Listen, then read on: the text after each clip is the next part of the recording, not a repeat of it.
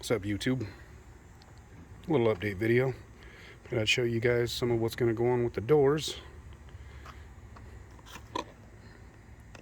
Rocking 2 sets of Scar Super Tweeters. And these bad boys are BX200-STs. Very nice. Got an excellent deal on them, so got 2 sets of those. Now, usually I'm a fan of dome tweeters, at least in my home theater. However, in this truck, I think these are going to be perfect. I also was able to get a pretty awesome deal on a set, well, 2 sets of Down for Sound D4S60s. These are made by Def Bonds. Awesome. I was fortunate enough to hear a set of these play, as well as the 65s, and they both play excellent. Little monsters. Yeah, these things are definitely it was a must-buy for me at the deal that I got them at. So, and it happens to match everything I'm rolling with right now. You know, not my intention to make everything match. I'm all about if it sounds good, I like it. And like everybody else, I'm on a budget, nothing crazy. Not able to go out and just drop hundreds. So I was able to also get a set of dual 6.5s. Basically, you plug into the door. Comes with mounting hardware. So shout out to customspeakerpods.com if you guys are looking for that. They got all kinds of pods that work for multiple vehicles. There's some A-pillar pods I haven't got yet, that I'm going to throw a set of these in, and then the other set is going to go on the back, and I'll show you that here in just a second. So this has definitely happened. This is what's going to happen first. I was talking in my previous video about an amp rack, which I'm still kind of undecided on. Part of the reason I wanted to make this video is a lot of knowledgeable people out there in the bass head community, the sound quality community, and I'm not going for straight sound quality. I'm not going straight for SPL. Kind of do the happy medium. So I just got stock doors, tan. Plan on blacking the interior out. I'm not a fan of the tan. Gets super dirty super quick. I was fortunate enough that this vehicle came with MB Quart components, 2 sets. So I've got a set in the front doors, and then up here where the stock tweeters go, they actually mounted a tweeter back behind there. Give you a quick shot of the back doors too. It's just standard stock. And they don't sound bad, they just can't keep up. I definitely have my Miz and Highs amp here, the JP234. I got that bad boy turned down pretty good so I don't overpower them. Still get some decent sound out. Now this is the JP63. I did a video on the unboxing. I can't say enough about how good this amp looks. Thoroughly impressed. The video does it no justice, I promise. I was able to temporarily make it work with enough clearance on each side, get my power going through the bottom, do a temporary setup so I can not only give you guys a demo, but keep these subs breaking in because they're still very new. I put a little bit of playtime on them, but nothing for break-in. They're still breaking in. Thoroughly impressed. However, I had them inverted before. This box, I just threw together a little temporary box. Nice little port on the side. I was able to take some of my scrap birch, throw together a box, correctly tuned and braced, double baffle. And these, you can see right over here, you can feel the lip. This dust cap is crooked. And it's not like a deal breaker because these things work perfect. So far so good. But my OCD, that kind of, this one as well. Not as dramatic, but over here you can feel the ridge making this side stick up enough that, and it's glued down, it ain't going nowhere, it doesn't make any noises, but just why I had them inverted. I think there was just a big enough hurry to try and get these bad boys sent out because of the delay in the pre-order. once again, I got 2 banks of Ultra Caps over there. Working out pretty good for just a temporary setup. Like, I'm definitely upgrading the amp rack. I'm doing something different, which I've had a lot of really good feedback. Thank all you guys for watching the video, all you guys who gave me suggestions. I kind of like the mirror idea, because I'm torn. I like the front of the amp. I like the plexi back. Either way I go, it's a win. It's going to look nice. But I'd like to kind of show both. So I'm thinking about doing a mirror back, so it doesn't matter which way I mount it. You're going to be able to see both sides. Kind of the way I'm leaning. But the entire back, I'm basically going to rip out the tracks for the back seats. This has the 3rd row seating. I can give up that much of my truck. However, I do have kids, so the back seats themselves need to stay. I'm debating getting rid of the bench style seats, getting the separate captain seats, and then I can do an amp rack like right down the middle here. That'll give me a little more space to utilize for the subs. I do have some space on the sides. I could widen the box out. I'm actually really looking forward to doing possibly a 4th order, but the more videos I watch and some of the demos I've got, I'm kind of digging the 6th order. It'd give me the bandwidth that I'm looking for and the music that I play. A standard ported box right now is working pretty well. My poor headliner. I mean, I've taken this down and it's still kind of dirty. It's all tan. That's what I was talking about. The dirt just shows for miles. But this backlight right here and these vents right here, even with sound deadener on the roof, I sound deadened the entire thing. Threw up the headliner as a test. And the power level I'm running, the subs that I'm running, I mean, it's only 215, guys. 215s, and I think I need to pull the headliner down and put some wood up there, reinforce it. Bass head problems, you know what I'm saying? It'd sound 10 times better because you get some rattle from these guys at just the right frequencies. There's one higher frequency that gets it real good, and of course the lows is just thumping these things into that sound deadener so you can still hear them. So my question is, if this was your build, and you were going to do it, would you just rock a ported box? I mean, I have it strapped down still.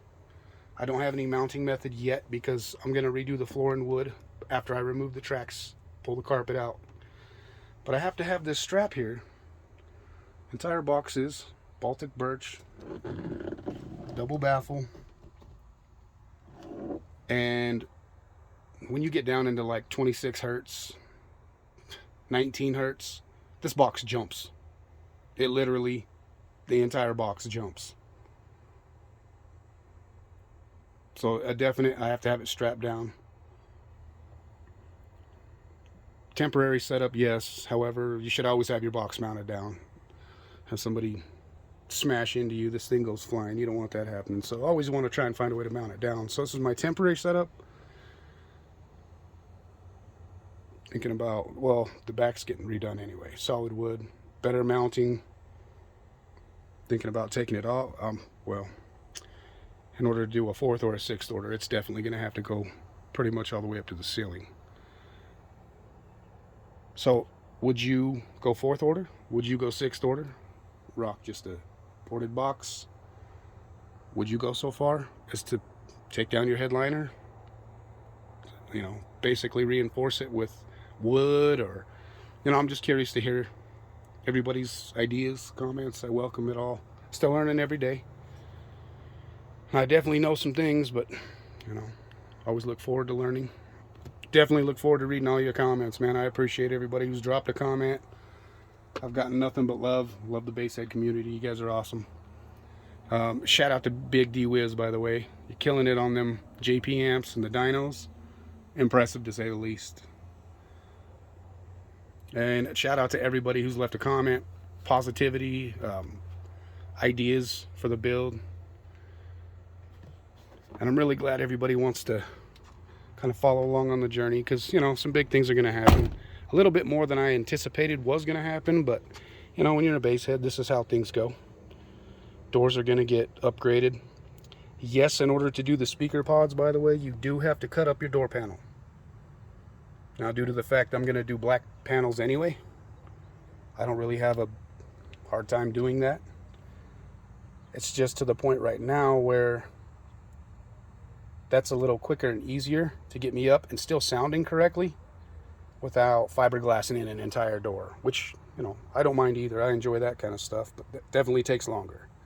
So, guys, give me a heads up on, you know, kind of what you want to see. I definitely want to put out some good content. I'm trying to grow my channel. Shout out to everybody who's doing the same or doing a build. Hope everything's going good for you, and let me know maybe some things you've done that worked or didn't work, and you know, we can learn together. We can learn. So just real quick, Pioneer, sorry, I got my fingerprints all over that. I did want to touch a little bit on the bass knob. Love the bass knob. Absolutely love the bass knob. Downside, it has to stay plugged in. It doesn't charge like an internal battery or something that you can actually take out and walk around with. This actually does have to stay plugged in. You know, not completely terrible. Kind of what I thought. It was just going to be charged and then you go, but I get it. There's not a complete, like this bass knob would probably have to be double the size to do that. Some like 18650 batteries or something. Probably wouldn't be hard to Velcro something up here, but this works for me. Definitely like it better than running an entire cable back through my carpet and, you know, physically be stuck mounting that. I'm going to do Velcro to figure out where I'm going to mount it, because I can always just take it off and then put it back. So real quick on the bass knob. Definitely the potentiometer, very nice, all the way up to 100. So you do have to turn it quite a bit to make your adjustments, but it allows for some really, really good fine tuning otherwise. Now, I do have an SMD DD1 distortion detector. Shout out to Steve Mead, by the way, doing big things. This clip indicator is spot on with the DD1, and I just wanted to verify that. And yes, I can absolutely concur that this and the DD1 are, I mean, as far as my eyes can tell, exactly the same. So I love that. If you get a JP amp and you get the Bluetooth bass knob, when you initially plug it in, I needed to tap the button to turn it on. That's the other part I like. It has a sleep mode, so the light doesn't stay on, because these are pretty bright at night. My original JP23s, I had to mount it strategically because it would light up the whole entire inside of my truck. This goes to sleep. You can change that function. So when you initially plug this in, you press the knob. This will activate and turn on, and it will say DIS for disconnected. Pretty simple. All you got to do is press and hold down your temperature button. Hold it for 3 to 5 seconds. It will change and say, it's like a pairing. Light blinks for just a second and it connects quick. And once it's connected, it's stayed connected. The other beautiful thing is just a quick push of this knob. Turn your amp on, or turn your amp off, turn your amp back on. That quick. Very smooth. No noise from that. Smooth turn off, smooth turn on. Bassing down the street. See a cop. There's your mute. Bass is off. Bass is back on. Quick and easy. I like it. It does have the memory. It keeps it where it was at. You don't have to readjust. It'll remember where it was at. So I haven't ran this too much at 100, which is where it's set for almost up to clipping.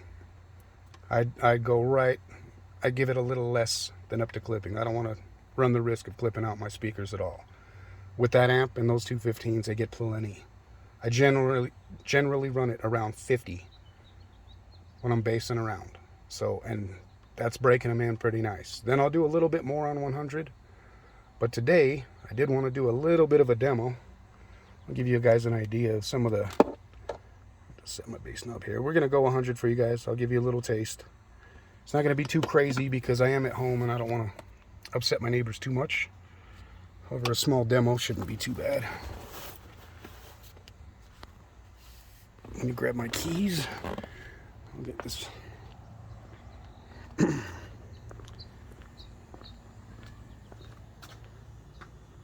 Alright Give me 1 sec to get my keys. I'll be right back with you. All right, got some keys. Let's get some juice flowing here.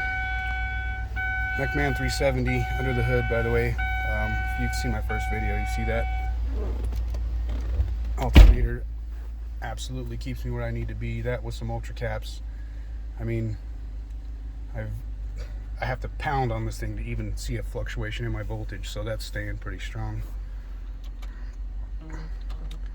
Now, before I do this demo, I would just like to put it out there that I do not own the rights to any music that might be played here. I unfortunately couldn't find anything great in royalty-free music. I'm just gonna play some little decaf for you. This is for demo purposes only. I do not own the rights to any music. I repeat, this is for demo purposes only.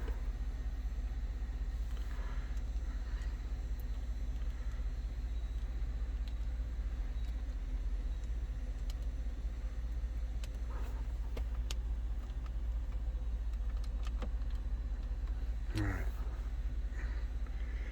Sorry for the delay. Hopefully we're getting started right now.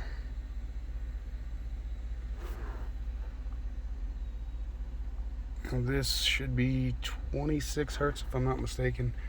She'll get down a little lower than that. Like I said, if they're still breaking in a little bit, I don't want to risk stressing them out too much because this amp feeds them pretty well.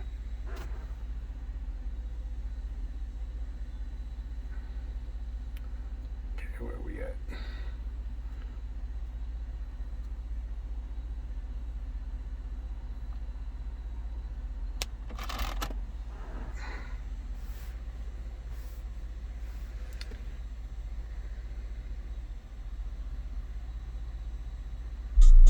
Okay, this is from gpcaraudio.com. This is actually royalty free.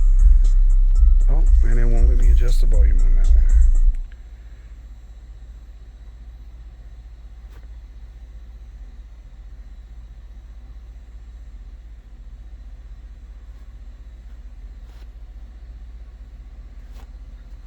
Alright, sorry for the delay, you guys.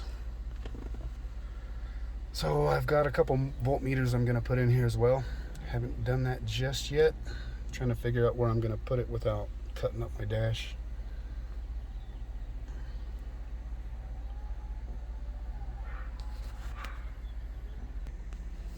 Okay, here we go. We're going to do a demo.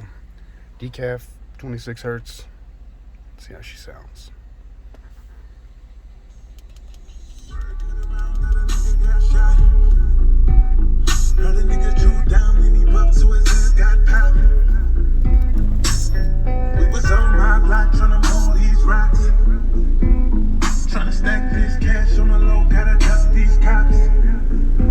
Right off third and hope.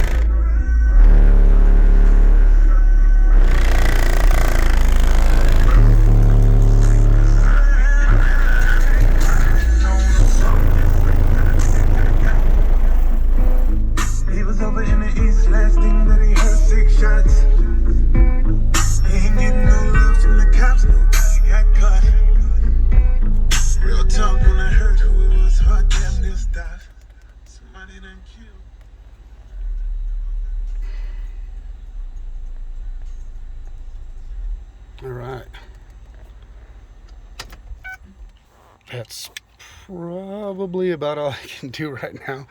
I will find a spot where we can do some more demos with some better songs, but just from what I'm seeing through the camera, I don't think that's the camera's picking it up like I am. The entire inside, top, outside, everything on my truck is like just moving. I definitely need some reinforcement. Find another way to do some sound deadening, but doors are coming soon, guys. Doors will get done. Then I'll start on the back, pull down the headliner while I gather up wood, which is way too expensive, by the way. Hopefully you guys can drop some comments. I'd love to hear what any of you guys think. I always welcome all your comments. I love it, by the way. This was the other box that I had them inverted in. Yeah, just wanted to give you guys a quick update. Definitely wanted to give you a little flex. Impressive to say the least. Like, once them subs are broke in, I can only imagine. Then I'll get the gain back up where it needs to be, but for now, those subs are eating. They're loving it. And that amp's not breaking a sweat. But definitely, I recommend anyone out there, even if you're just going to run the 23, the JP23, and of course anything bigger than that, you definitely got to have some strong electrical. I recommend OFC. If you do multiple runs, I guess the CCA works, but you know, buy once, cry once. So yes, I understand everyone's on a budget, but if you save up, which is basically how I've had to do it, it does take a minute. You might have to go without a little bit of bass, which I understand. That's hard to do, but in the end, it's worth it. Trust me. So I appreciate you guys watching. I appreciate all the thumbs up, all the great comments. Love to see what you guys are working on. You got any projects? Throw them up, man. I would love to be a subscriber and watch what you got going on. So thanks once again. Shout out to everybody who's watched my videos. Hope you enjoy them. There's more to come. Peace.